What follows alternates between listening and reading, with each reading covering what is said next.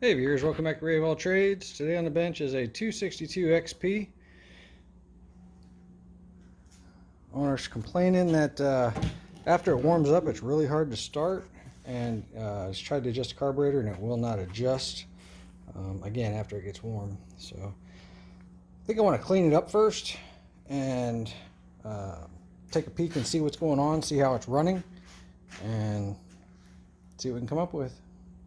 Loosen up 2 screws. Let's pull off the air cover real quick.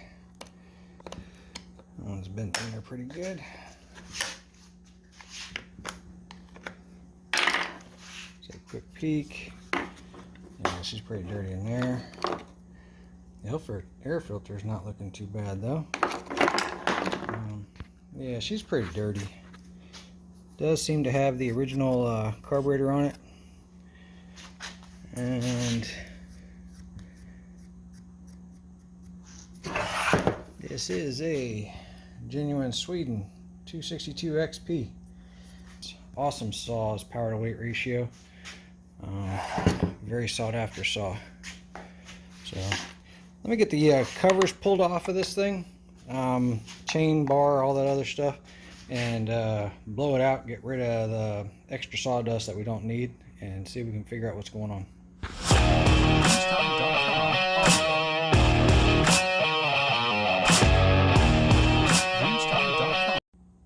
This is what I've got before I start cleaning it up. Just pulled all the covers off of it in case anybody wanted to see.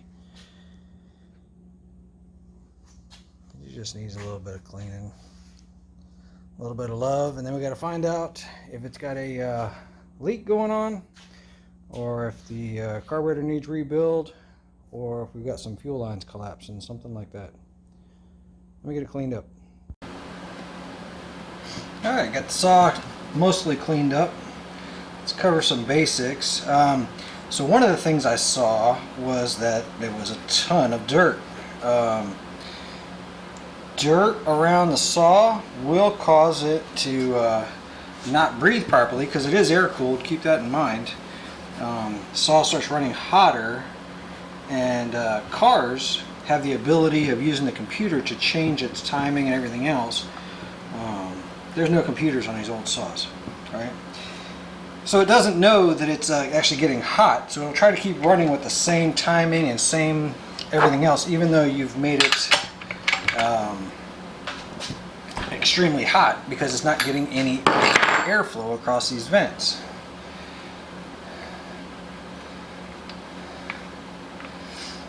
Let's see, spark plug. Looks like one side's running a little bit rich, the other side's running a little bit lean. That's a weird one. It doesn't have a decompression lever to show an air leak or anything like that. But yeah, one side's darker than the other. Let me put this in and blow the rest of that dirt that I didn't get off of there out.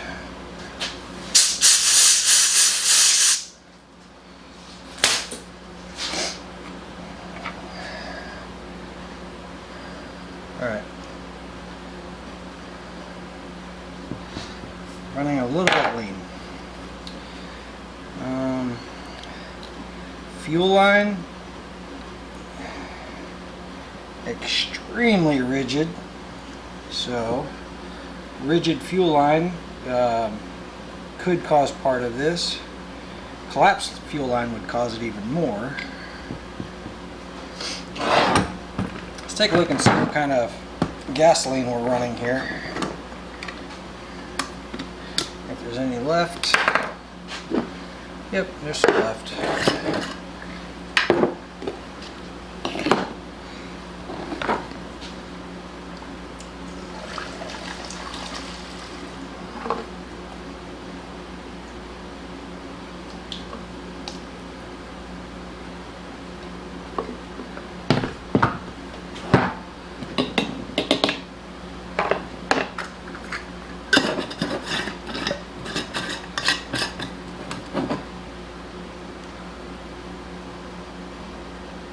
Doesn't look terrible. We're going to let it sit and see if any water develops.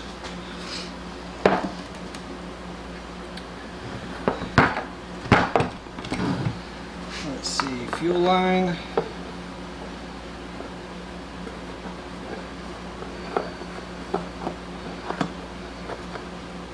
So first thing I noticed is that the fuel line's barely long enough for the filter to reach the bottom of the tank.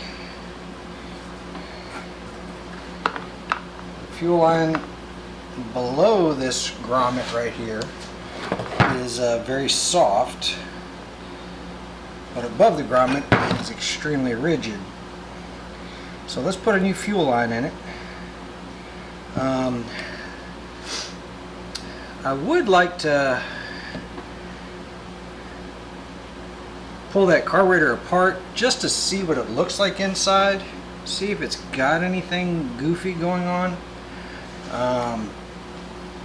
And I know everybody's yelling at me right now to check and see what's going on inside that cylinder, so let's go ahead and do that.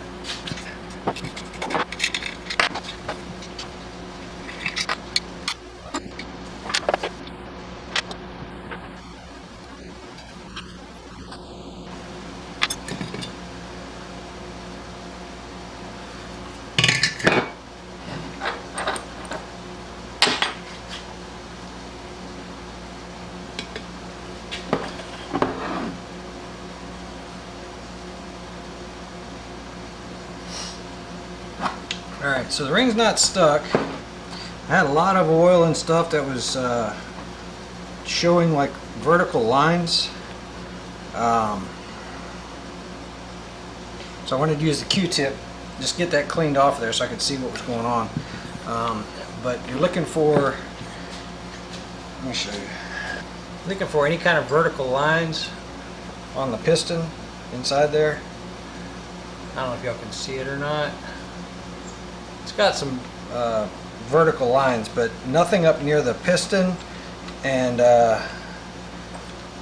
like I said, I was able to clean it off, so it feels more like a bunch of oil, like it's got too much oil in the gas. So anyway, I don't believe that that's our culprit. I think it was running lean, but I don't think it scored the cylinder. I would like to verify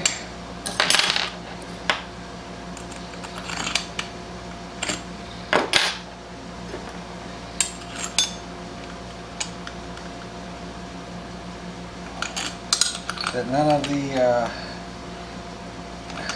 head bolts are loose. Based on what he was describing, I mean, he said it ran great until it warmed up. So if I could have moved that little bit by hand, I would have said it was extremely loose. When I go to tighten it, I'm using a big T handle. So I mean, all this would have showed to me as if it was drastically loose. So nothing's backed out there. Let's get the carburetor off and get it apart. Like I said, I'd like to see if the carburetor needs a rebuild, gasket's getting stiff, something like that. This coil wire is just about eaten all the way through. Can you see that? It's just about eaten all the way through. It would have been like that up against the plastic. The plastic is probably what ate through it. Yeah, I think it needs a new coil wire.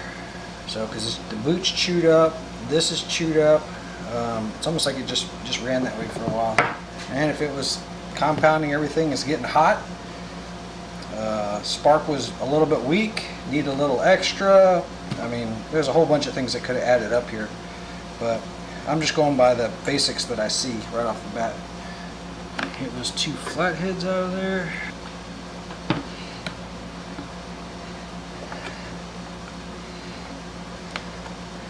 These are the screws that go all the way through.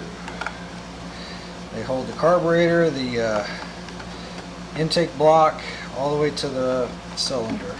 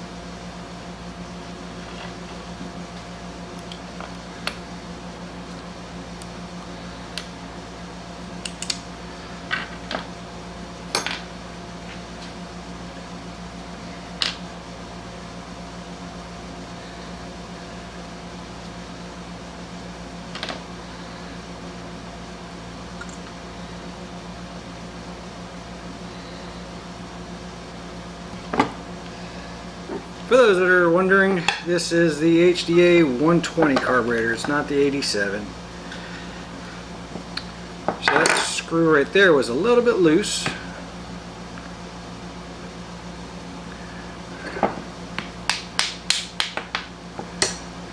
That was a little bit stuck.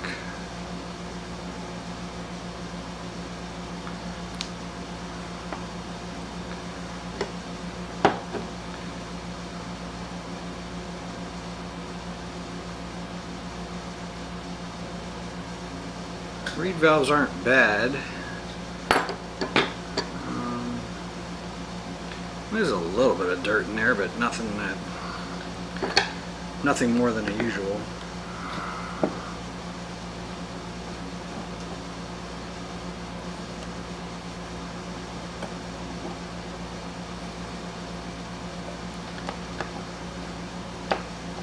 I don't like that these screws here are this loose.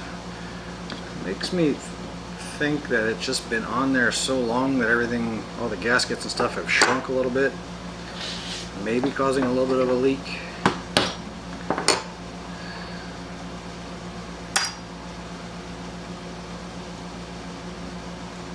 Metering diaphragm is holding a good vacuum. It's got a lot of dirt and it's definitely deformed.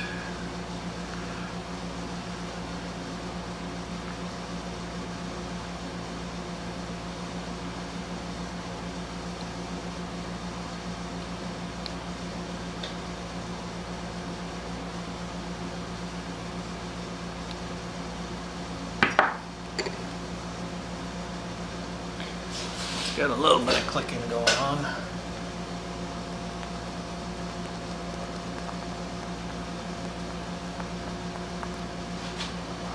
So, it could probably use a kit. I don't think it needs an ultrasonic though, to be honest with you. It's not that dirty. I do want to count the jets though. Let's see. Low jet. I am looking at low jet, half, about 7/8. Let's put that back where it was. High jet, about 3/4 to 7/8 is the low jet. So high jet, half, 1 1/8. Well, let's go ahead and clean this thing completely up.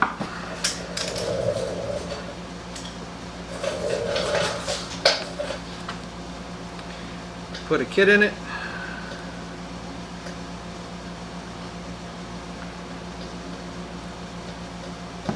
Before we go any further.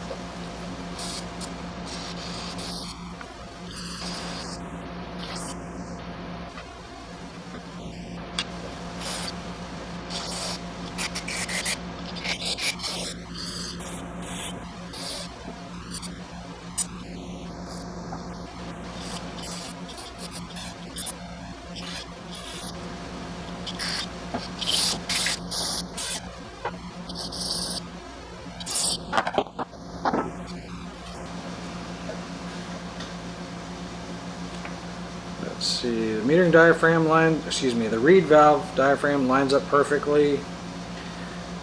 The metering diaphragm lines up perfectly.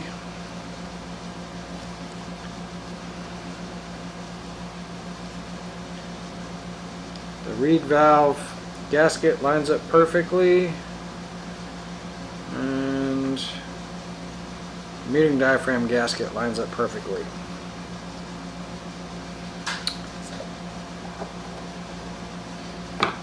Pull out the fuel filter screen, 9/32 drill bit, push that back in. I honestly don't feel the need to change it, but I'm gonna do it just so y'all can see how it's done on this particular carburetor.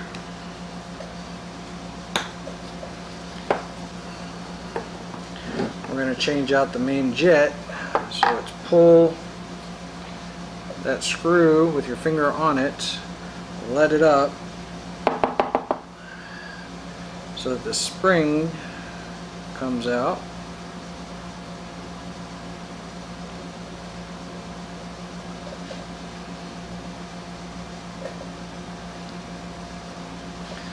We'll go ahead and change the...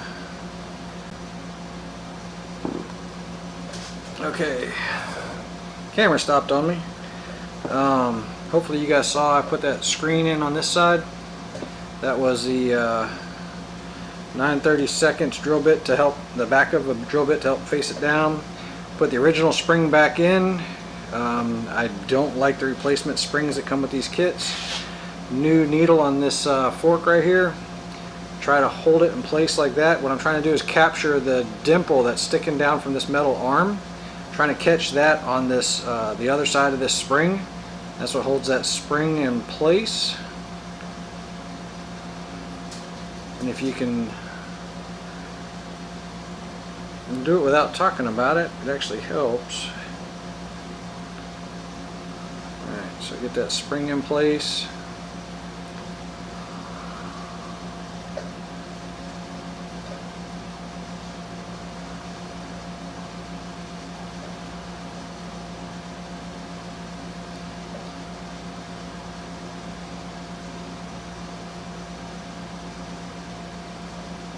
Alright, so I'm going to hold that just like that and drop it down in there.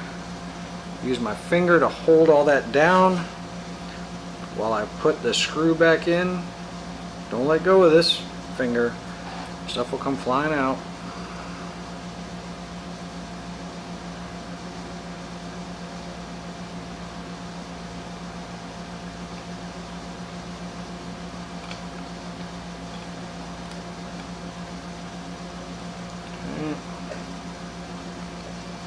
Snug that up pretty good. You don't want that coming loose. Verify that the needle works, the lever works. When you put a straight edge across the carburetor body, it should just touch the top of that needle. That's how it determines how much fuel it gets every time it dumps the fuel into the jet, into the carburetor body. If you wanted to, you could pop this out. Use a needle, and you could put a new one of these. I'm drawing a blank on the name. I'll try to think of it and put it in the title, or put it in the description. Anyway, then just set the Welch plug. So you can pull this Welch plug out, clean the jets underneath it, put a new one on, and then hammer it flat. And then when you hammer it flat, it'll expand and stop it in there. Ideally, I saw all of the jets went clear, so I don't think that I've got any kind of problem there. So this side of the carburetor is done. Let's go ahead and put that side together. So for this side, line the gasket up. Gasket goes first, metering diaphragm goes second.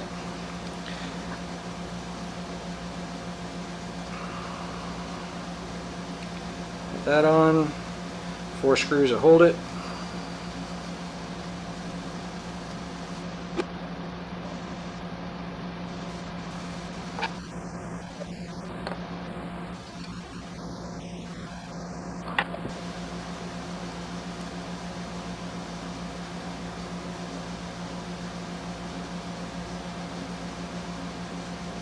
Okay, the revalve goes on. Line up your alignment pins.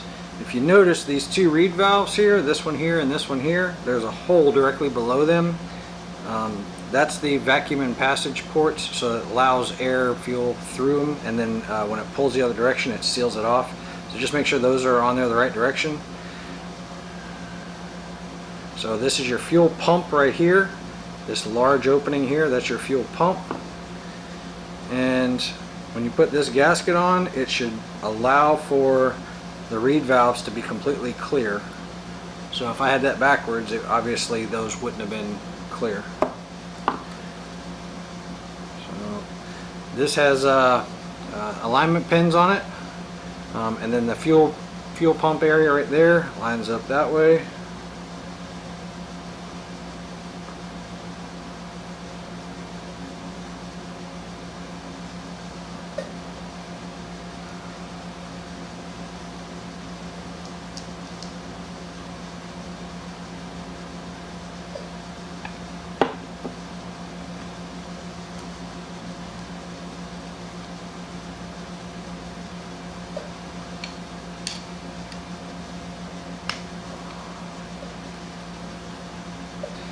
So high jet, there are two different size threads, so on this carburetor. So just put it in finger tight until it bottoms out. If you drive it in there too hard, it's going to break the end off.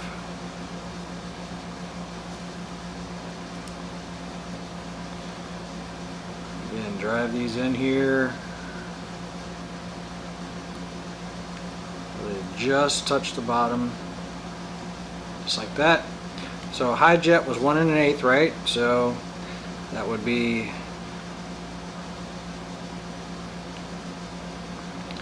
the 1/8 right there. Half 1.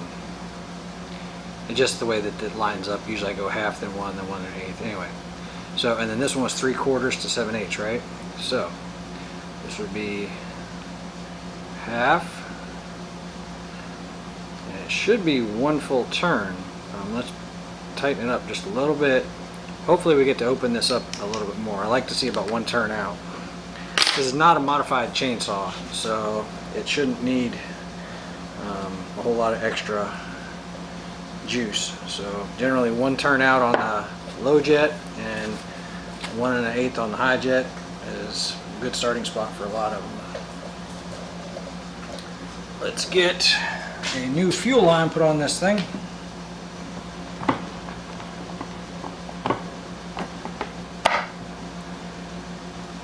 Let's just go ahead and pull this line out. It goes through a, actually this one doesn't go through a rubber grommet, this one just goes through the plastic housing.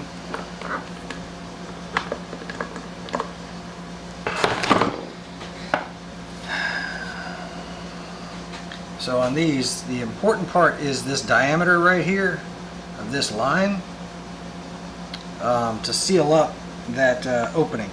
So the outer diameter on here is more important on this scenario than the inner diameter. So I'm going to be looking for a hose that's a fuel line that's about that size.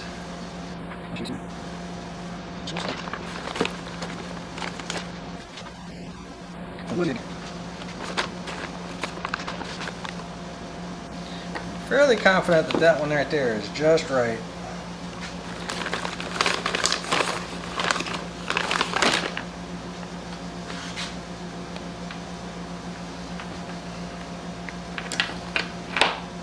So what I'm going to do is cut a angle on the bottom of it, like that. If I can get a little bit steeper of an angle, I'm gonna. This angle, or this cutting that angle on there, it's going to help me push it through the grommet, and it'll allow me to reach up with a pair of pliers and grab it.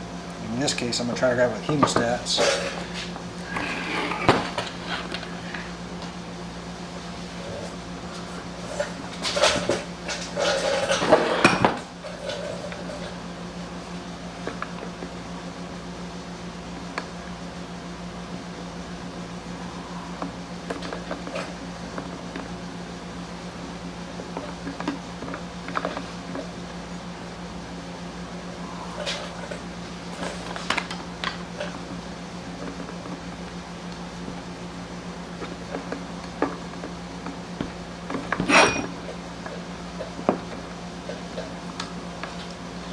through fairly easy.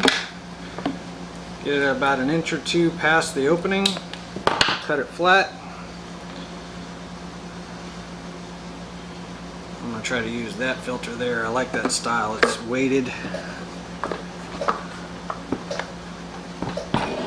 Drop it in, and then imagine if the carburetor was on there, what it would take to get a fuel line to it, and I'm going to say about like that. That gives me just a little bit excess, just in case.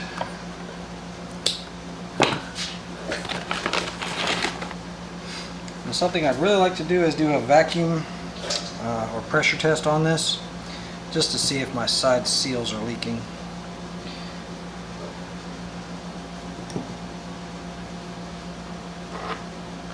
Both the fuel line and the carburetor, I wasn't happy with either one of those, and also the dirt, the level of dirt that was on there. I wasn't happy with any of those. So I feel like we might have already found our problem, but just to be sure,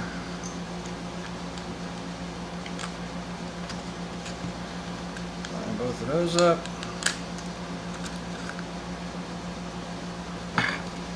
So I don't need the fuel line just yet. Gently place both of those on there. So, got some vacuum or some rubber seals. I like spraying them off just to make sure that they're completely clean, and also it just gives it a little bit extra seal.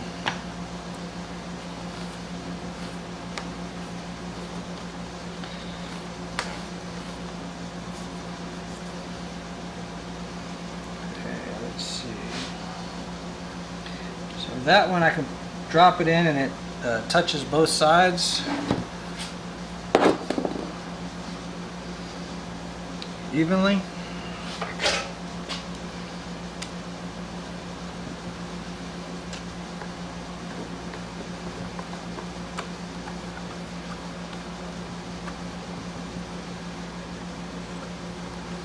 So what I'm trying to do is seal the cylinder from any kind of air escaping, to see if the rest of the motor is sealed up. Specifically looking for leaks around the crankcase seal on this side and the crankcase seal on this side. A leak in both of those places would cause it to run lean.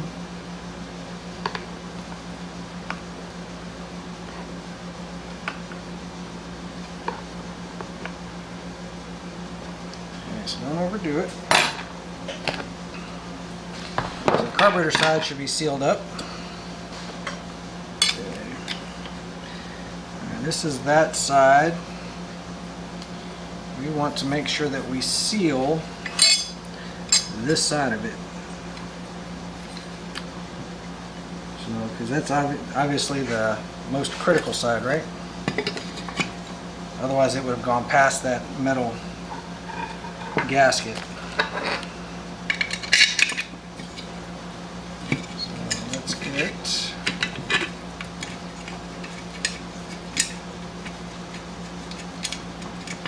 that one in.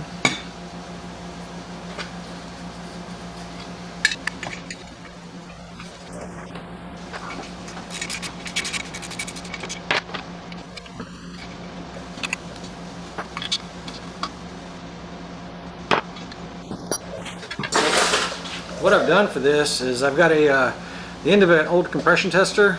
I pulled out the Schrader valve, so basically air can move both directions without the Schrader valve stopping it. You just use a tire valve stem puller and pull that right out. Thread this into the cylinder.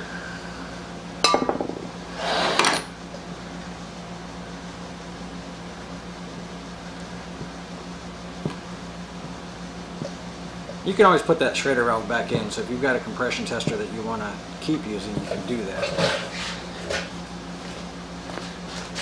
You can use a kit like this. This will only do vacuum. So I've gone through quite a few of these kits. different brands, actually some pretty decent brands, and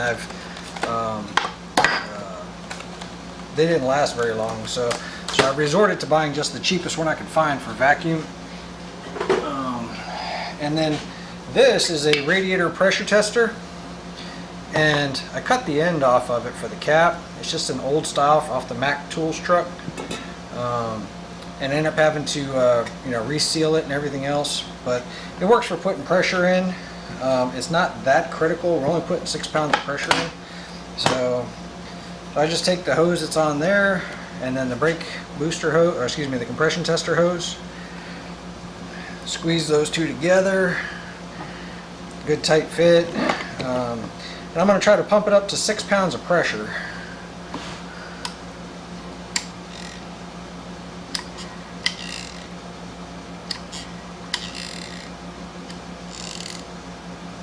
I really don't want to go past 6 pounds.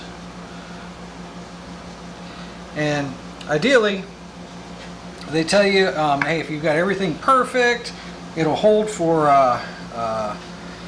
24 hours, all that other stuff. But I mean, I've got a bad connection here. I've got a bad connection here. These rubber seals. So realistically, if you've got it holding like that, there's no massive leak that's occurring here. Also, when you turn the saw, watch what happens to the needle. So it will adjust as you're turning the saw. So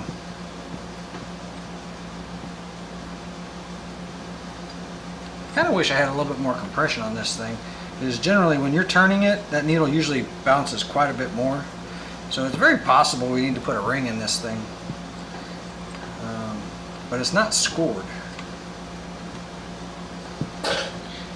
So anyway, so I'm feeling pretty good about the crank seals. I'm feeling pretty good about the base gasket seal. Both of those would cause a major problem.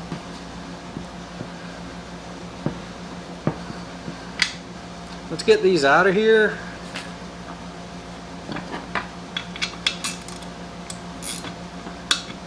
One, so I don't forget, and then two, so that it doesn't keep deforming these plastic or these rubber gaskets. I've also got a old bicycle inner tube. It works pretty well for that, but I bought these as a vacuum sealer kit, something or other, for about 12 bucks for the pair. Some guy was selling them on eBay, and they actually work pretty good, so I'm glad I bought them. But you don't necessarily have to buy high-end whatever. If you're working on them a lot, do it, or find something else. But it's a I don't know, it's like a medium soft piece of rubber that is cut into a somewhat of a pie shape, so that it you drops down, keep pushing it down until it hits between the two. Made to fit several different versions, all the other. Before I put that one together, I do want to verify that my gasket there is okay. Tighten this back up, because even if we end up putting a ring in here on the piston, we can pull this entire piece off as one big component.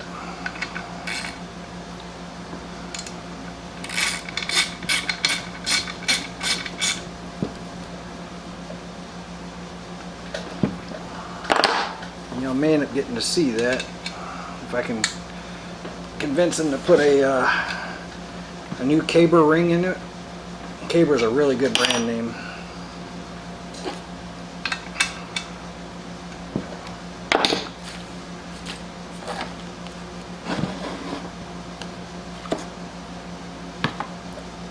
Wasn't that one? Nope. Where'd that one go? There it is. So when I go to pull this off, or if I go to pull this off, this comes out, the two vertical ones come out, and then the four here should come out, and then I believe it should pop right off. That's assuming I need to. We're going to run a compression test on it.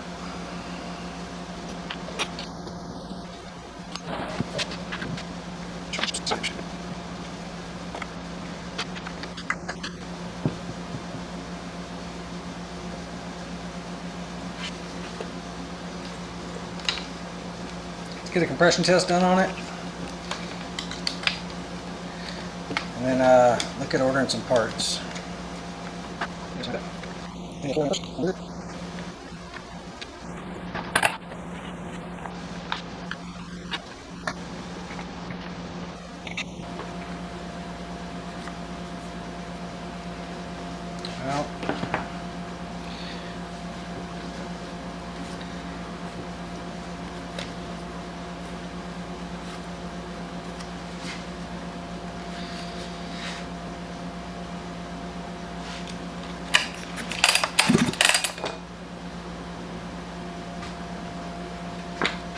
Well, I thought they had a good seal on it.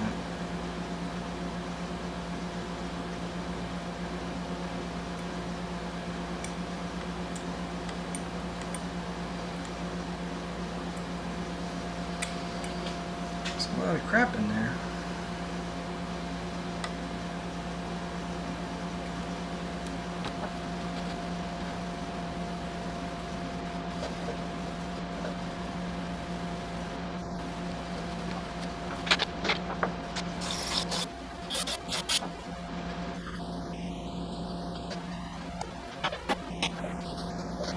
Alright, so what we're looking at here, this is your intake. Alright, this is the intake opening right here. This down here is your impulse line. These are the two fasteners. So if you notice, this has a oval shape to it, whereas the carburetor side has a round shape to it. So this block goes on like that because this is the oval, rectangle, whatever, and the impulse line is down here in this bottom corner. So that means that the gasket that we're going to use, it's going to line up just like that. We're going to seal up both sides of that gasket and put it on there. We're going to seal up both sides of this gasket, put it on the other side, make sure that that impulse line is clear. We're going to put the carburetor on, line everything up with the screws.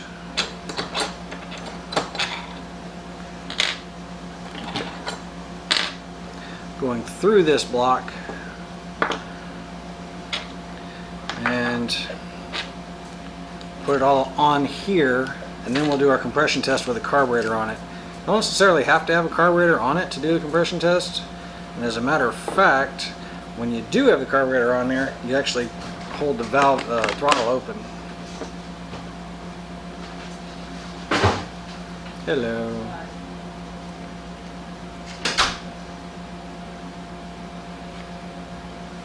Set that on there just like that. Carburetor has an impulse line on it also.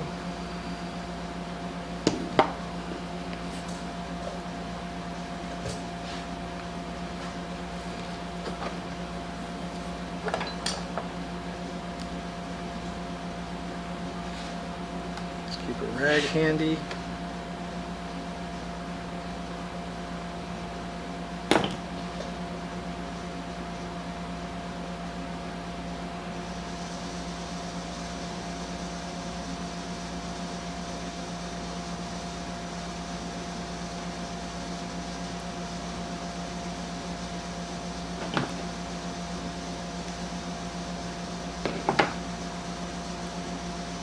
Lather it up, and then I'm going to clear that impulse line, make sure that it's completely clear.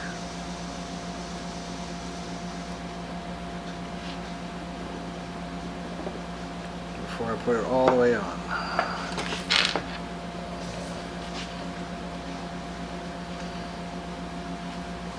Okay. That line is clear. Sure there's no excess.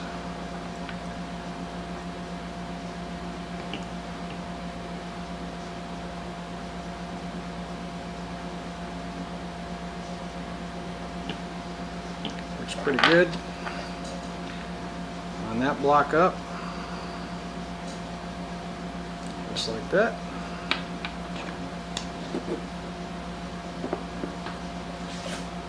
I'll lather up the other side of this thing.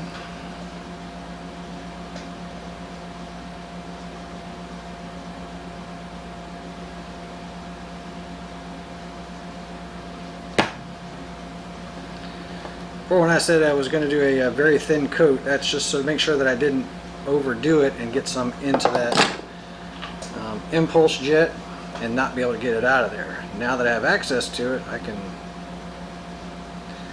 do whatever I want because I can reach both sides of it. So since I can get exactly what I want here,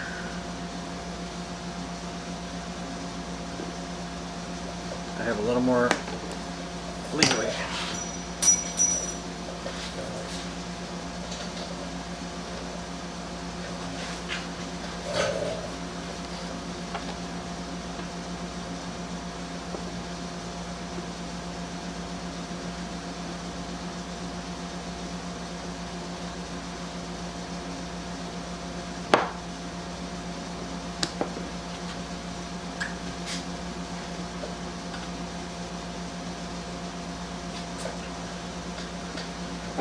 Make sure that that hole is clear.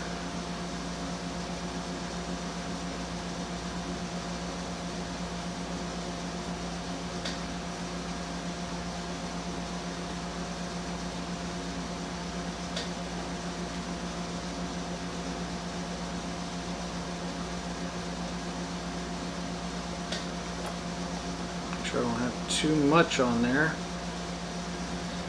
Make sure that's clear.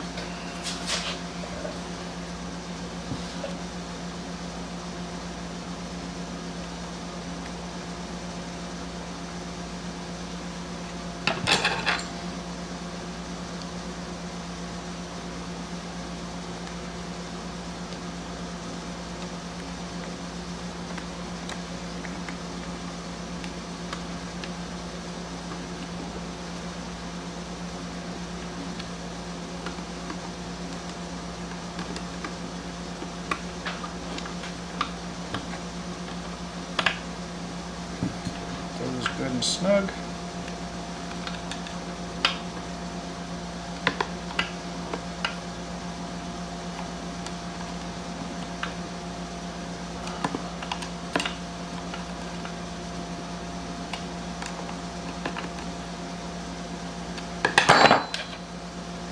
Okay, like we were talking about before,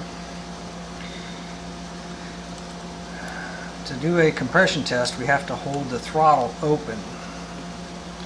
Which, like I said, I could have done it when the carburetor was off of there. I'd rather give you guys some real life, readings. So let's put that one on. Either use a clamp or zip tie. Hold the throttle open. If the throttle's closed, you can't get all the air in to do an accurate compression test. So the throttle has to be open. You'll see a drastic difference when you're doing it.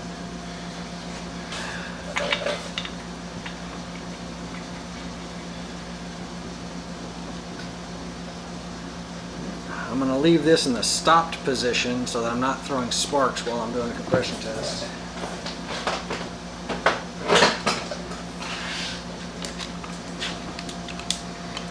On there, hand tight.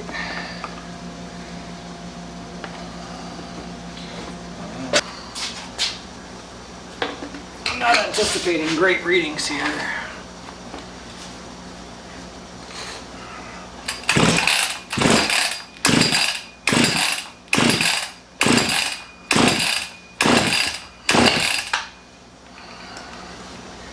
Well, I take that back.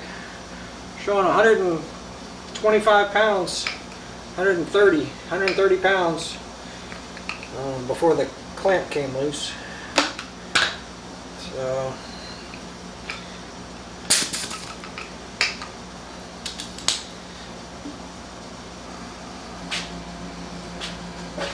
the fuel line goes underneath that little plastic part down here, goes through that groove. Outside like that. What I'm noticing when I put this on and I give it throttle, I'm not getting the full throttle opening, see? Should be able to open all the way up to there.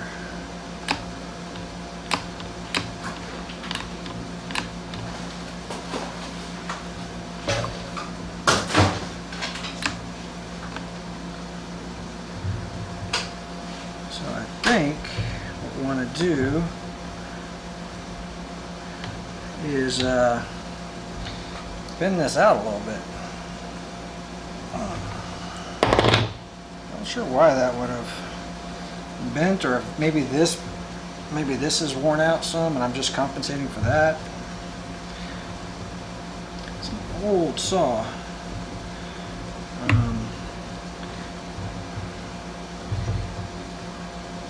But you can tell a lot of people like them.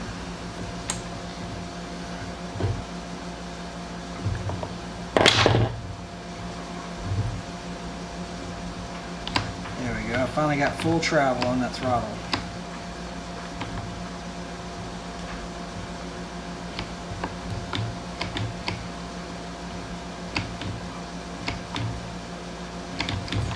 Okay.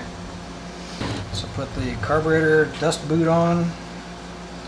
I'm going to put the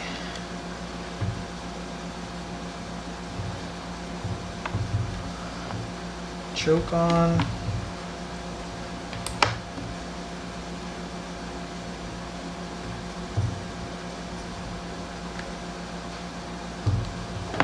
Let's see, why am I not moving freely?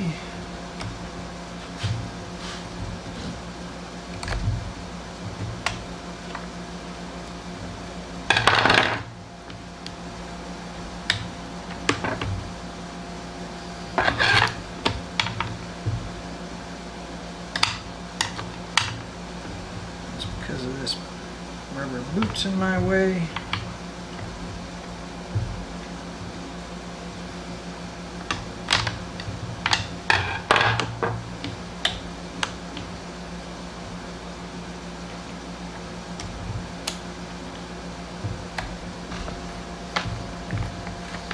Just gonna put this on somewhat loose because, like I said, we're going to be changing that coil as soon as I get an opportunity to find one.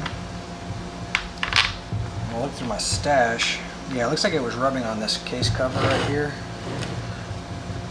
Looks like it was rubbing on that case cover and just time did it in.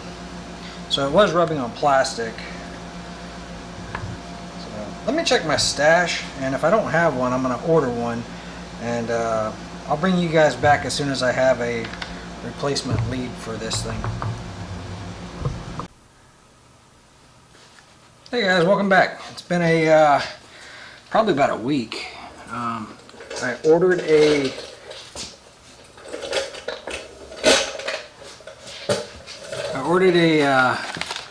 used ignition coil for a 262 XP.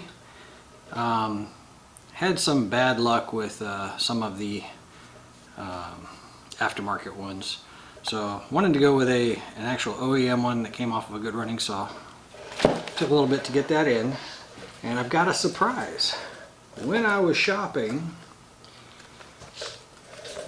I found a set of caber rings. This only takes one ring, but the package came with two.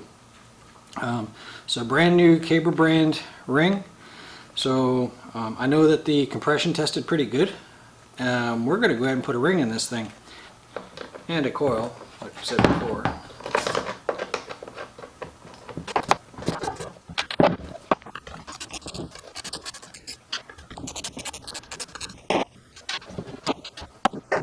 Okay, let's pull the fuel line.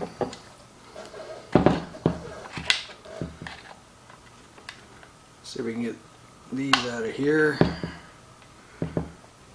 Let's see if I can pull that throttle off just to get it out the way so I can get this screw out. I'm going to try to take this off as one big unit. Usually works okay that way.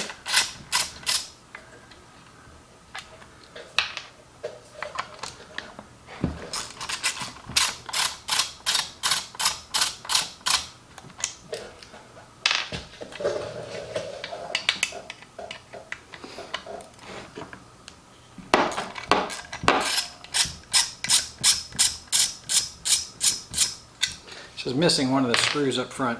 So now the carburetor is disconnected from the body, the muffler is disconnected from the body.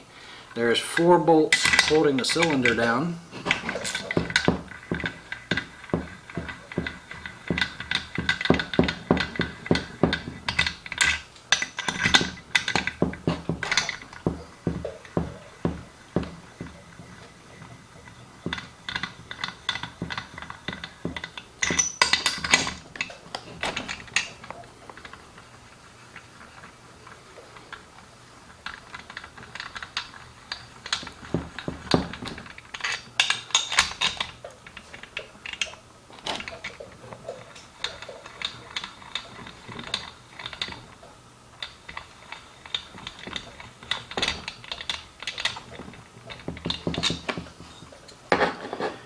Pretty sure I got them all. Don't lift by the carburetor, lift only by the cylinder head. This is fragile, and then this is somewhat fragile. Let's take a peek inside the cylinder.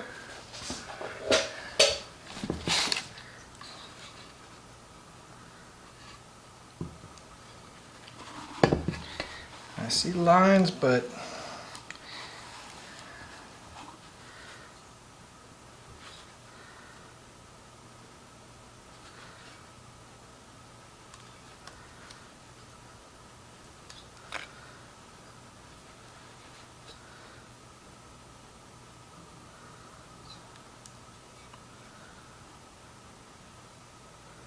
I don't feel any scoring.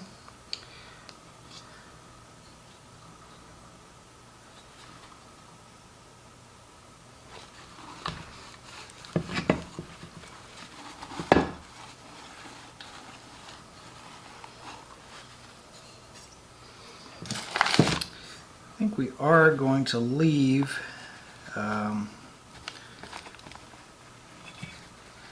this gasket on here. It looks like somebody sealed it one time before on this side. So what we're going to do is just seal the other side and put it right back on. What I wanted to check was the ring itself.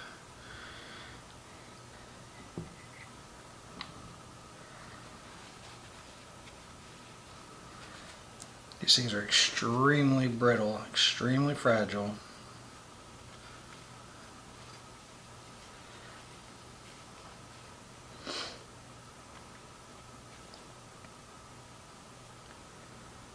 I don't see any scratches on there. What I want to check is the ring end gap. And right now I can tell you that that this ring is definitely thinner than that one. So it's taken a lot of wear. But just for giggles, let's take a measurement. Let's go ahead and do a ring end gap here.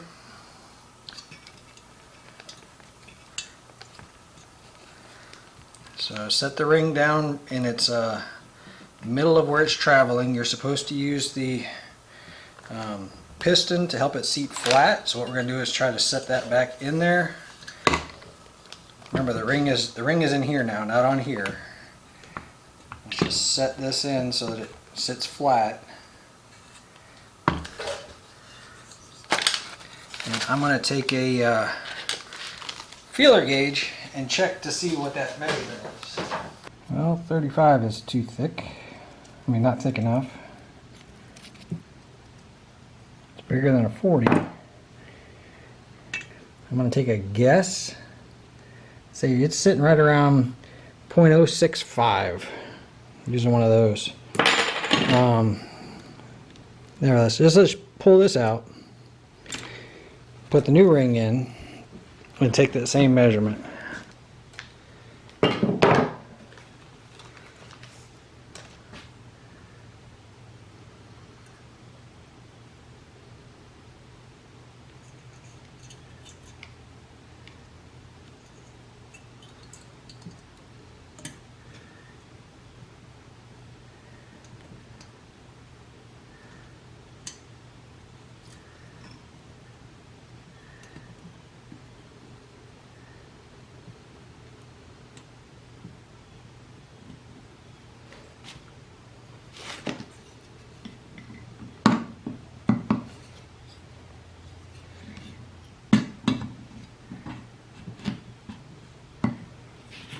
Try to show you, but honestly the ring, basically the end gap is almost touching.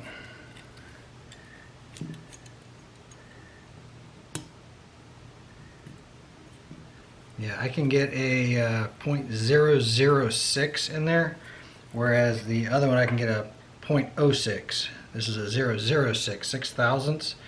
This is 60 thousandths. So, you guys saw the compression test. That ring was pretty well worn out. Be very careful pulling this out of here.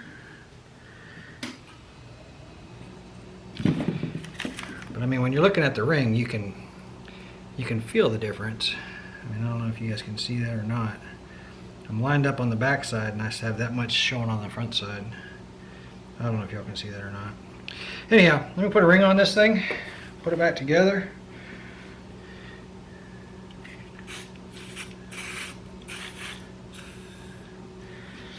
Just gonna lube that up real good. Make sure that you don't get any dirt down in here. Make sure you don't get any dirt down in here. Carefully put the ring on. The ring has, I know I've showed this before. It has two grooves on here that are like facing that way and that way. There's a locator pin back here, and you want to make sure that you line those up with that locator pin in the correct direction. In this case, the locator pin's on the top of that piston.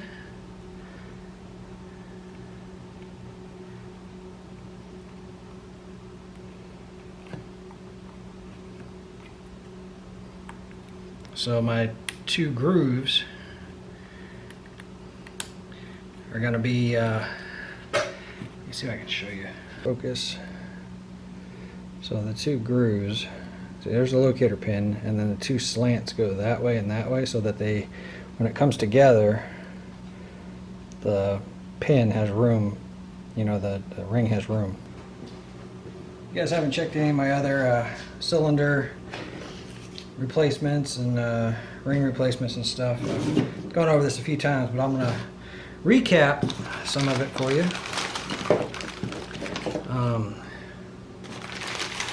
These gaskets are made to go on dry. If you are reusing a gasket or deleting a gasket, because the gasket doesn't have to be there, you just have to check for squish at the top. And I see a bunch of vertical lines. That's why I keep touching it, because it looks like it's worn out and it's not. It's got wear, don't get me wrong, it's got wear. But the original OEM stuff was actually really good. Anyway, so if you wanted to delete this gasket, you'd have to check for squish first to make sure you have room. Use an 1184 sealant. I'll link it in the description. Great stuff. Works fantastic. It's 3-bond, Yamaha bond, Honda bond, all of those. Just put a thin coat on the cylinder, or excuse me, on the basically the block, right, the body, and then just put a thin coat here on the cylinder and match the two up, and works great. Lasts a long time.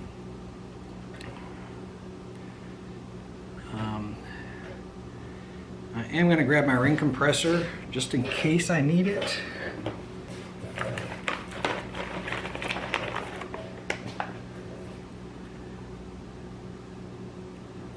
Make sure that's in place.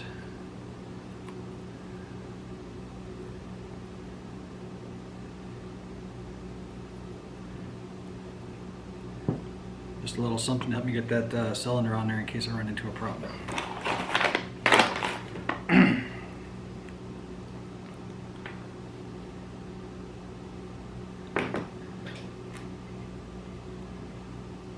Put a coat on here.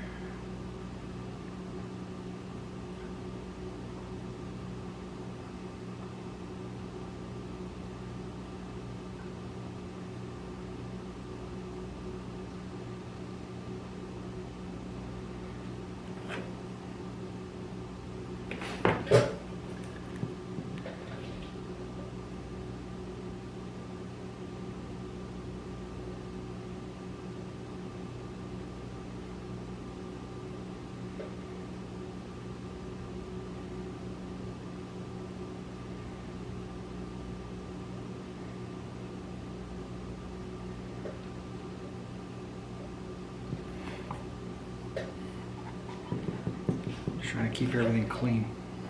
Kind of ironic because the saw's not that clean.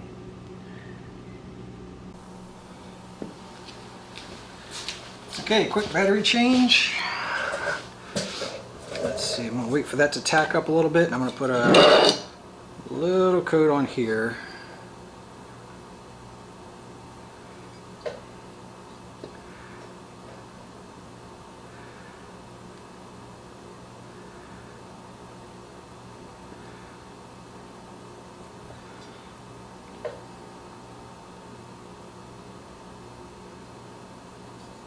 I did not get a gasket kit with this,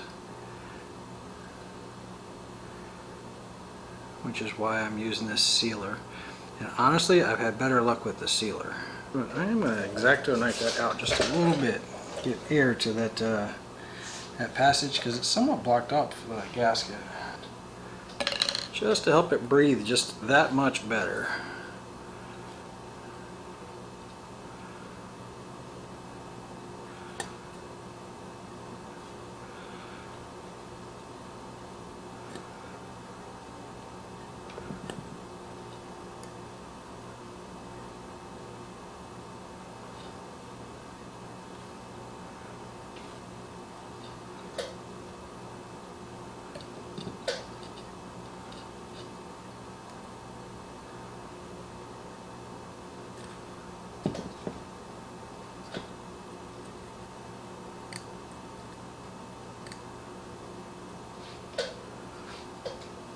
Just open up that passage just a little bit so that the air that travels up this groove back here has an opportunity to reach here.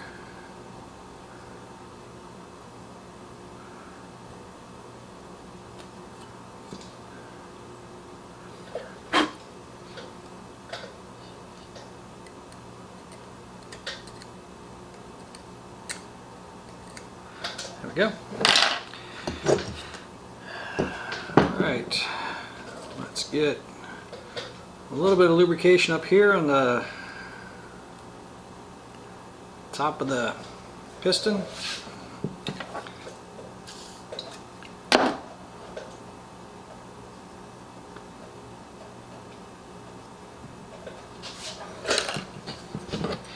Make sure you're going on the right direction. Squeeze the ring compressor.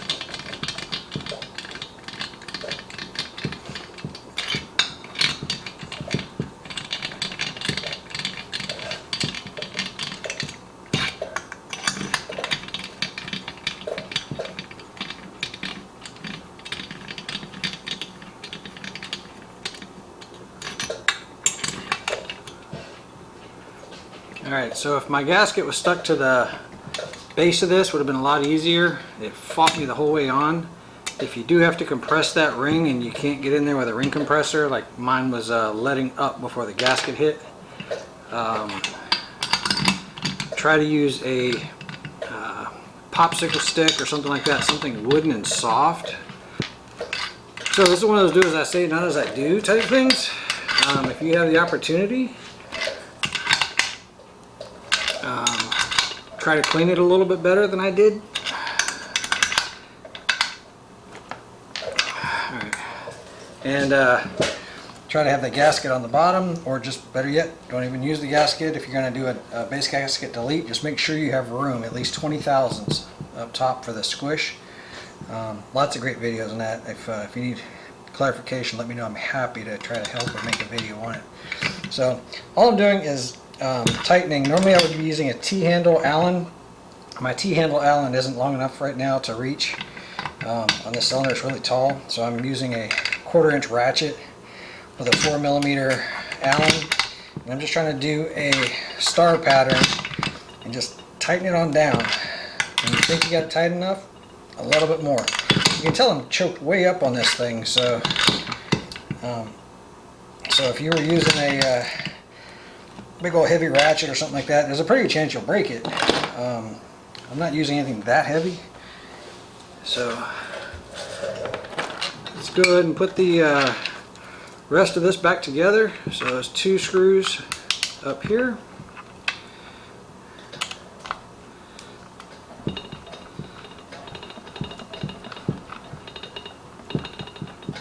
This I'm tightening up plastic, so again, don't overdo it.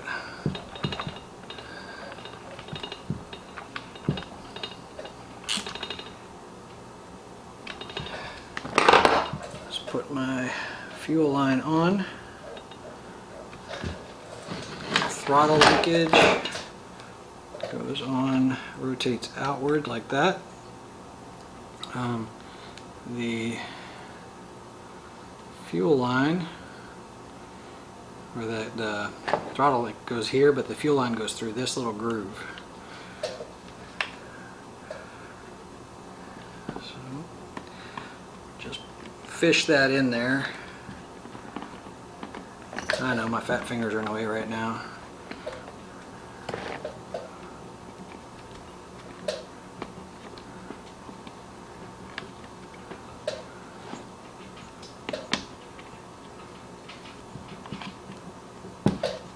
Okay, once it's there, verify your throttle works like it's supposed to.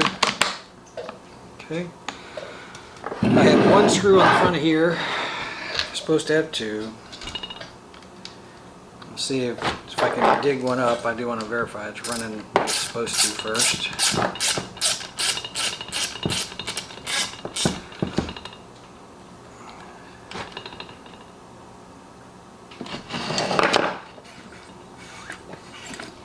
Nice and smooth there. Let's see what it looks like with a, or what it feels like with a plug in it. NGK BPM R6A. I've had great luck with these things.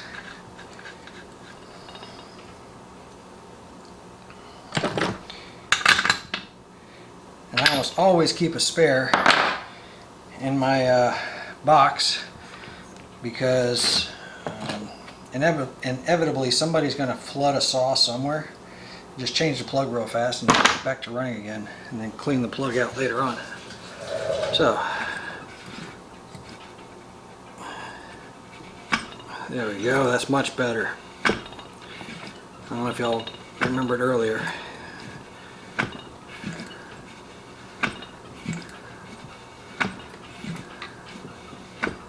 That's got great compression.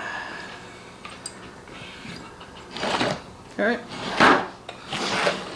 let's see if I can lean over the top of this thing, get the coil changed out.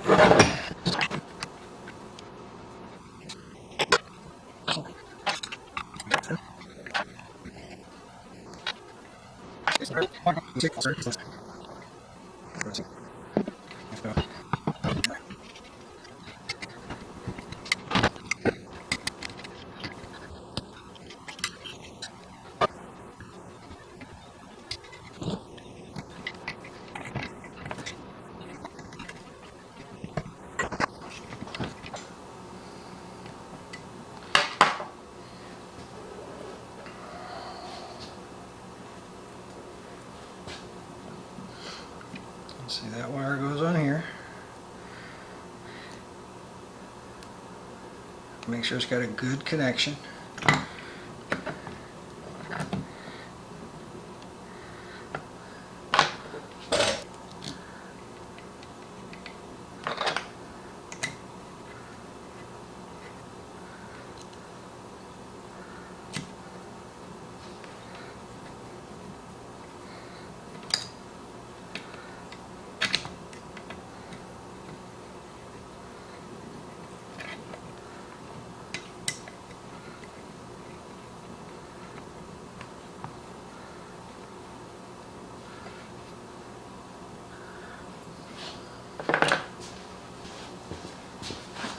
Grab a business card,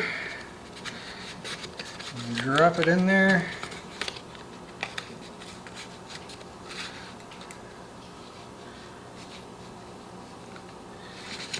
Spin it around so that the magnet attaches. Actually, it's the other way.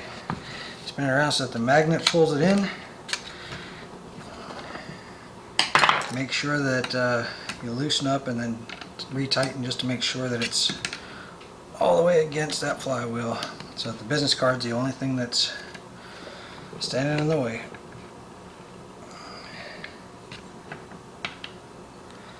And then snug these up, but don't crank them down. They will strip. Small screws, magnesium case. Okay.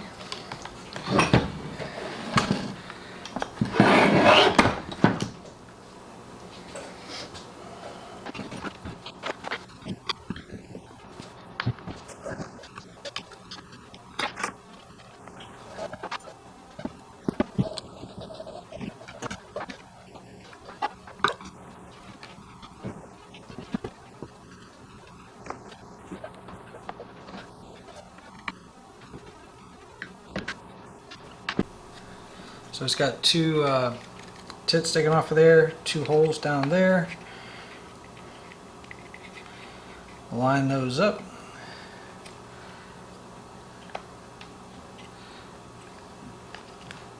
If I could see. And then these two holes line up with the other side of it.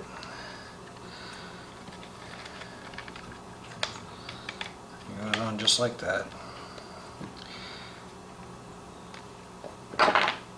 Thank you for all of y'all that were yelling at me about putting it on. I just didn't hear you.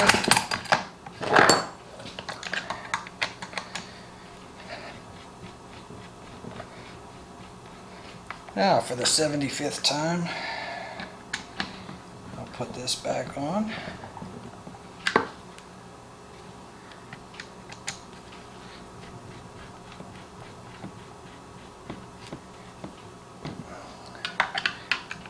It's funny, I purposely left it in my way and I just kept pushing it out the way.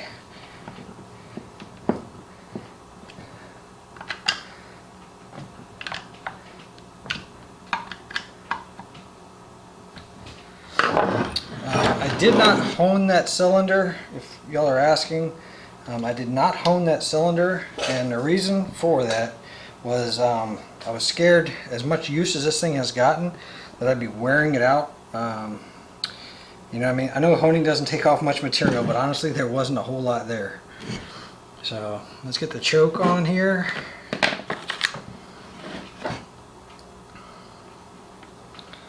Choke drops up in there, just like that. See if the cover goes on. I gotta take that spark plug boot back off.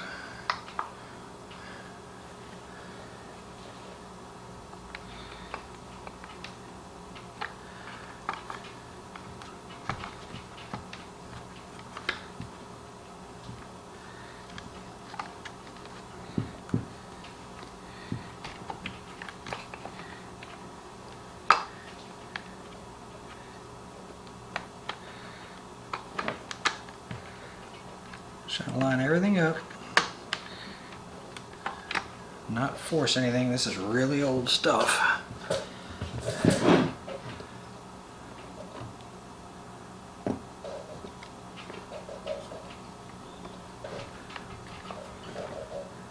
Make sure everything still works.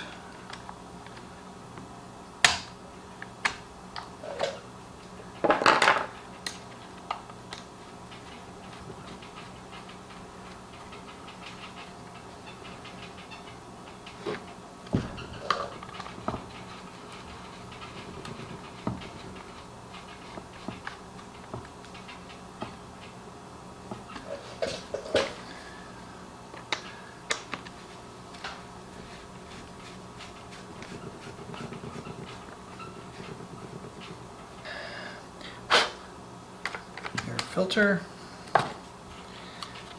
Let's get the cover on here.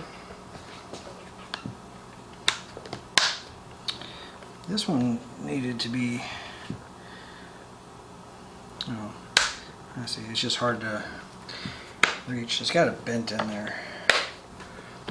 Okay. The only thing left should be the cover and the chain.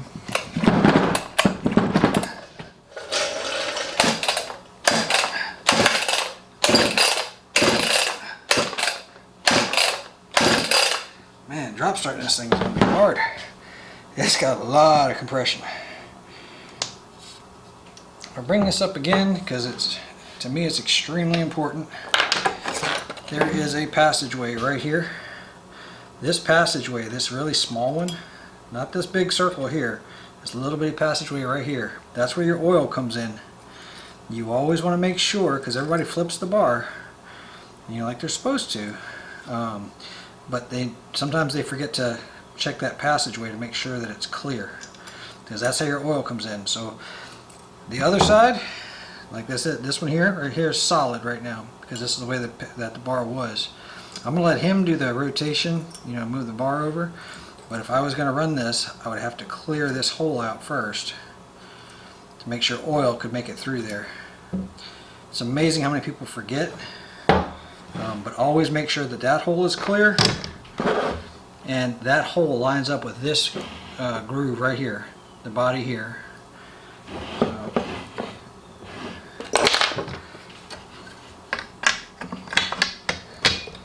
I think you'll hear that in every single one of my videos, but like I said, I think it's so important. Just in case this is your first video, I don't want you to miss it.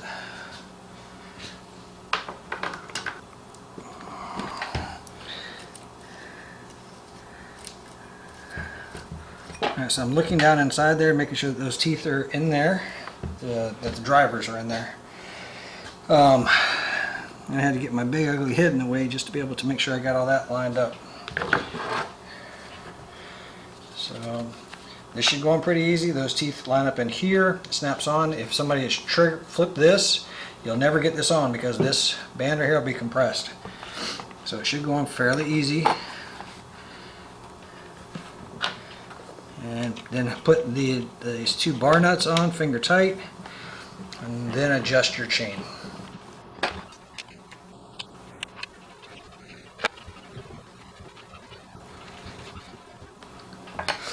Alright, with that finger tight, I rock forward. I'm basically lifting up the rear of the saw.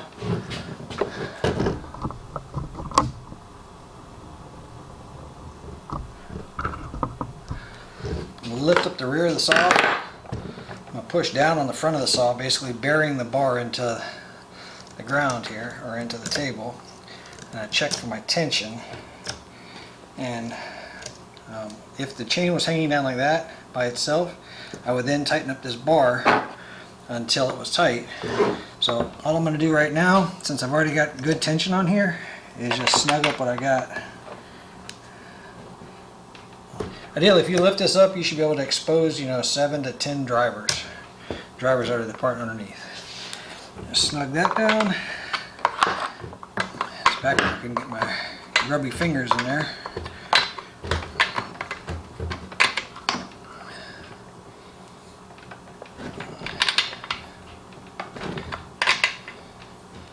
Make sure those are on there. Make sure chain moves. Try to brake, make sure it stops. Brake resets, chain moves. Let's get some gas in it and a little bit of oil, because I noticed that it's already got oil. When I came back after about 3 or 4 days, I saw that there was a puddle of oil underneath it. So it obviously has a little bit of a leak. So what we do here, we changed the fuel line, changed the fuel filter, rebuilt the carburetor. Gas did not separate. Still smells pretty good. New ignition coil, because the coil wire was all chewed up. And a new piston ring. And then of course resealing. There's a little bit of dirt in the bottom of there. I'm glad I stopped that. Resealing that base gasket, I'm sure that did not hurt, because it looked like the gasket was occluding the impulse line hole, and that would definitely cause some issues.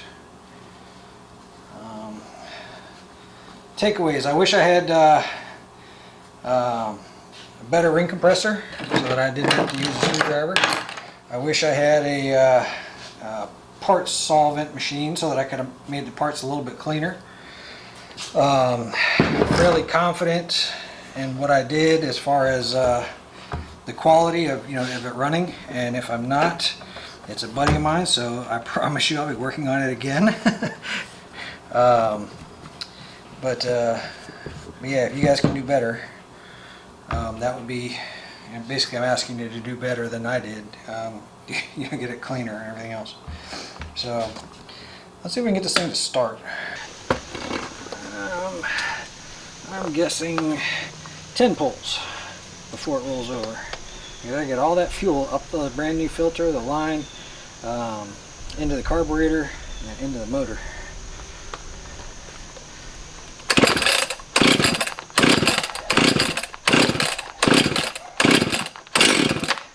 Eight pulls. All right, let's turn the choke off.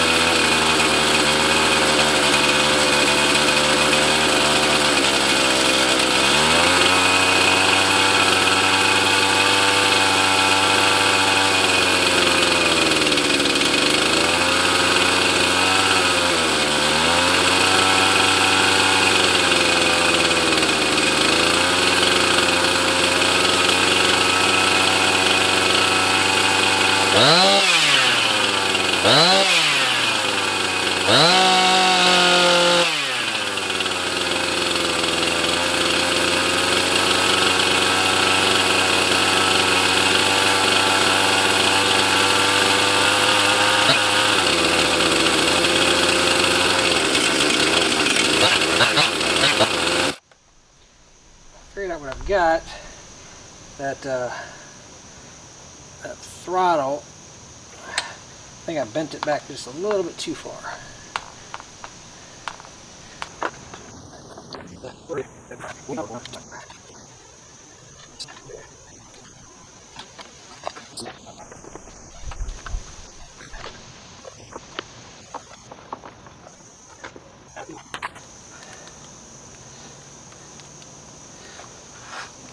Let's see.